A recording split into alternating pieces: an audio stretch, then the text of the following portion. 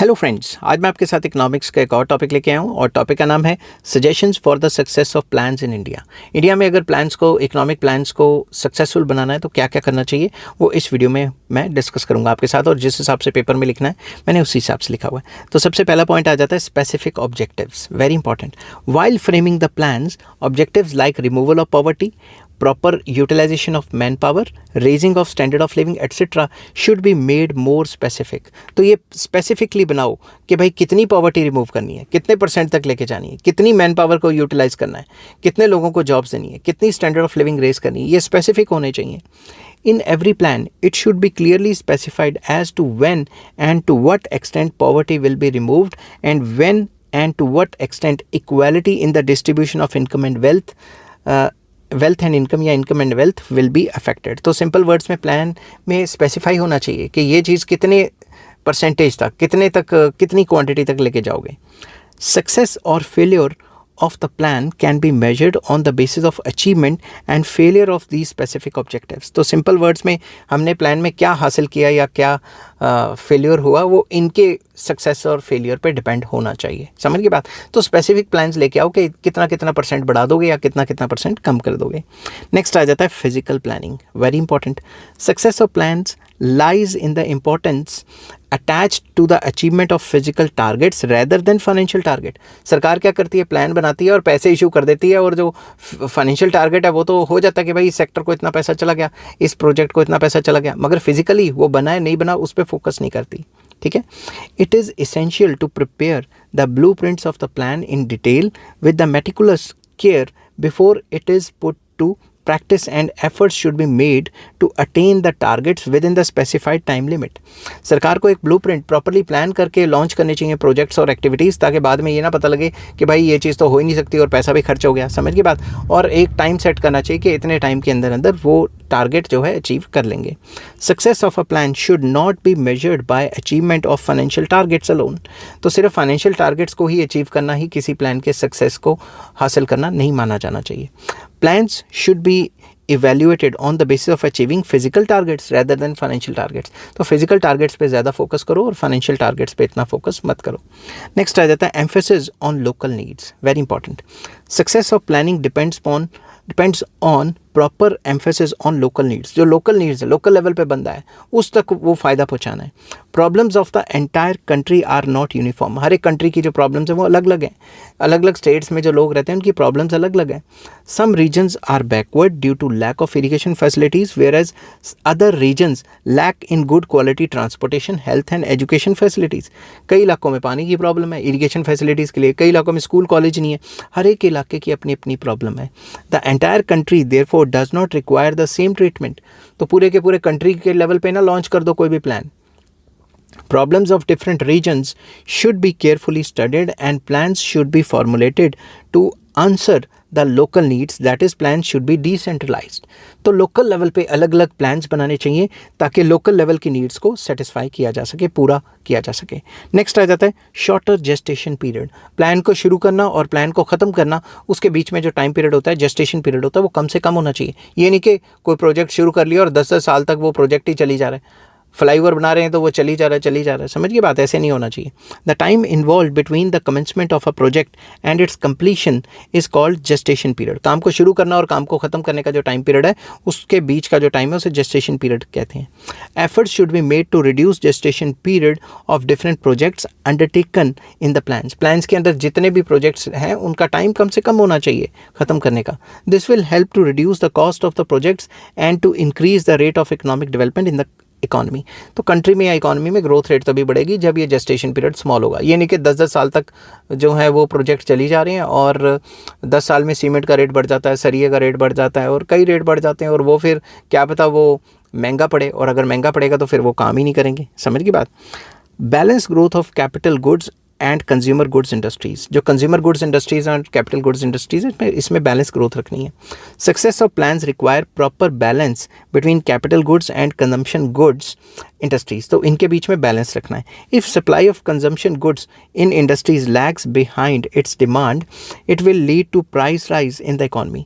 अगर सप्लाई कम रहेगी और डिमांड काफ़ी ज़्यादा बढ़ गई तो प्राइस राइज हो जाएगा, ये तो सबको पता है। If production of capital goods lags behind, it will slow down the future growth prospects of the economy. तो जो कैपिटल गुड्स इंडस्ट्रीज हैं, अगर वो कम बनाई तो जब मशीनें नहीं बनाएंगे तो फर्दर फैक्ट्रीज या इंडस्ट्रीज कैसे चलेंगी, तो वो फ्यूचर ग्रोथ रेट को स्लो कर देंगी। तो एक बैलेंस बना के रखना चाहिए कंज्यूमर गुड्स इंडस्ट्रीज में और कैपिटल गुड्स इंडस्ट्रीज में। नेक्स्ट आ जाता है rapid development of agriculture. Agriculture को डेवलप करना बहुत ज़रूरी है। Success of Indian planning necessitates rapid development of agriculture. कैसे? Land reform programs should be implemented vigorously and this waste lands and cultivable waste lands to be brought under cultivation. तो agriculture में land reforms लेके आओ और agriculture को इस तरीके से डेवलप करो कि जिस जगह पे कोई काम नहीं हो रहा वहाँ पे काम तो शुरू करो, एग्रीकल्चर करो कुछ ना कुछ, ठीक है। तो एक बंदे के पास इतनी भी ज़मीन ना रखो कि वो उसको कंट्रोल ही नहीं कर पा रहा, ठीक है। Effort should be made to increase the production of chemical fertilizers and high yielding variety seeds. तो फर्टिलाइजर्स की प्रोडक्शन को बढ़ाओ और हाई यील्डिंग वैरायटी सीड्स सारे क्रॉप्स में लेके आओ, ये नहीं कि 2-3 क्रॉप्स में हो। बिसाइड्स मेजर इरीगेशन प्रोजेक्ट्स भी लॉन्च करने चाहिए। Emphasis should also be placed on minor irrigation projects. ये नहीं कि बड़े बड़े ही डैम बनाएंगे, तो छोटे छोटे कैनाल्स वगैरह बना के जो पानी है उनको जो किसान है उनको पानी जो है अवेलेबल करवाओ। Proper arrangements should be made for agricultural credit. Agricultural loans और क्रेडिट को भी फोकस करना चाहिए ताकि जो किसान है वो अपनी फाइनेंशियल नीड्स को भी फुलफिल कर सकें। नेक्स्ट आ जाता है balance between private and public sectors. There should be a balanced development of public and private sectors. ये ना हो कि पब्लिक सेक्टर को बढ़ा दिया बहुत ज़्यादा और प्राइवेट सेक्टर कम रह गया, या प्राइवेट सेक्टर इतना ज़्यादा हो गया पब्लिक सेक्टर कम रह गया। बैलेंस होना चाहिए। Too much importance has been given to public sector under the earlier 5 year plans. जो अर्लियर 5 ईयर प्लान्स हैं उसमें शुरुआत के जो प्लान्स हैं उसमें पब्लिक सेक्टर को बहुत ज़्यादा जोर दिया गया। However because of its inefficiency public sector has become an obstacle in the way of economic development. क्योंकि पब्लिक सेक्टर इनएफिशिएंट था तो उसने इकोनॉमिक डेवलपमेंट के रास्ते में काफ़ी प्रॉब्लम्स क्रिएट की। On the other hand private sector has been put under severe controls and subjected to severe taxes. तो प्राइवेट सेक्टर के ऊपर इतने सारे टैक्सेस लगाए हुए हैं। As a result private sector has not developed in the desired extent. तो जितना प्राइवेट सेक्टर को डेवलप होना चाहिए था उतना डेवलप नहीं हो पाया। A balanced and more pragmatic approach should be adopted towards public and private sector. एक बैलेंस्ड अप्रोच रखनी चाहिए जिसमें पब्लिक सेक्टर और प्राइवेट सेक्टर का दोनों का पार्टिसिपेशन हो देश की तरक्की के लिए, ठीक है। नेक्स्ट आ जाता है price stability, very important. With a view to implementing the plans properly, it is imperative to keep price level stable. अगर plans को proper तरीके से launch करना है तो price को stable रखना बहुत ज़रूरी है। Constant rise in price adds to the cost of planning. अगर लगातार प्राइस बढ़ते रहेंगे तो जो प्लानिंग है उसकी कॉस्ट भी तो बढ़ रही है।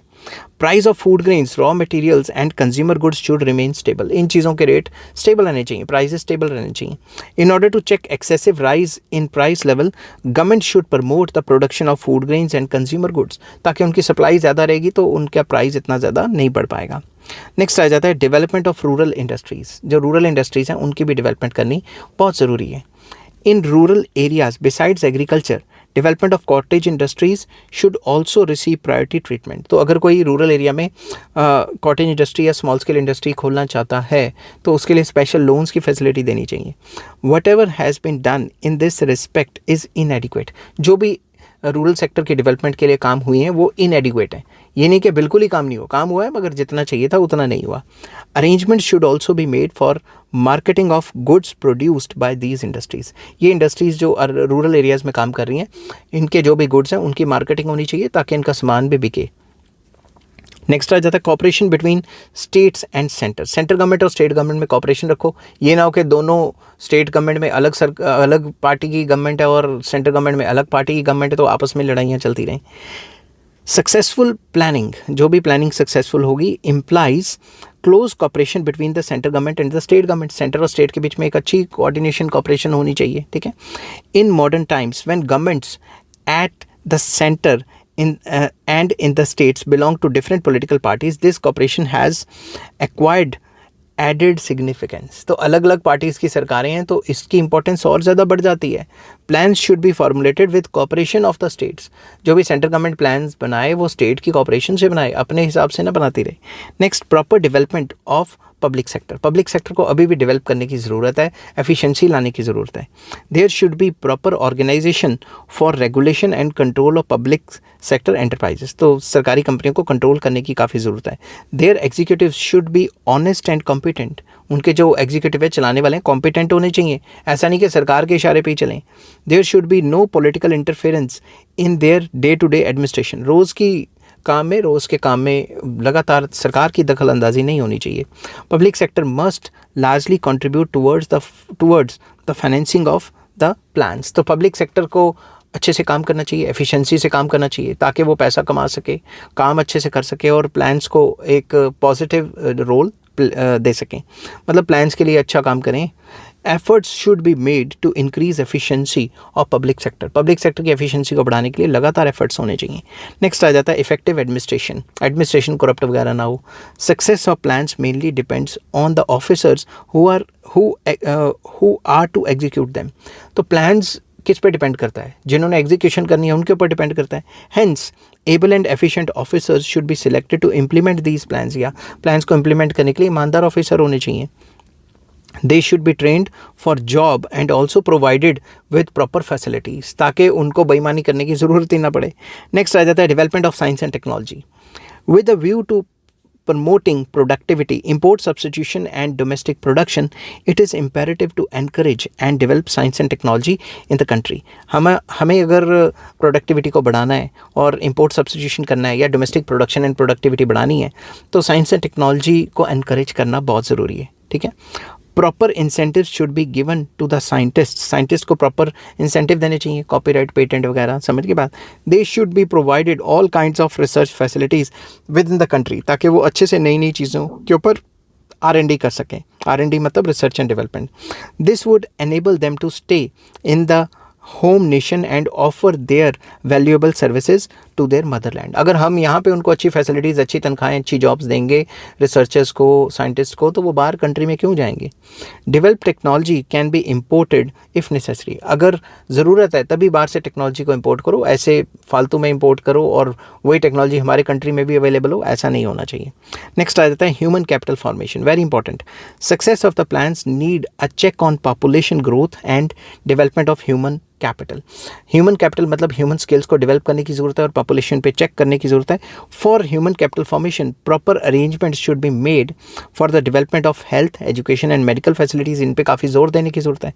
आप कंक्लूड करते हैं, in short the success of planned economic development programmes depends largely on competent administrators, कि एडमिनिस्ट्रेटर्स जो अच्छे होने चाहिए, जो प्लान्स को लागू करेंगे, प्रॉपर इम्प्लीमेंटेशन होनी चाहिए, ऑनेस्ट पॉलिटिशियंस होने चाहिए एंड म्यूचुअल कॉपरेशन होनी चाहिए, तभी ये काम हो सकता है, और डेडिकेटेड लोग होने चाहिए। ठीक है, तभी ये सारे प्लान्स अच्छे से इम्प्लीमेंट हो पाएंगे, वरना क्या फ़ायदा प्लान बनाने का। आई होप ये वीडियो आपको पसंद आई होगी। अगर पसंद आती है तो please like, share and subscribe. Next topic मैं लेके आऊँगा strategy of economic planning. Till then take care, bye bye.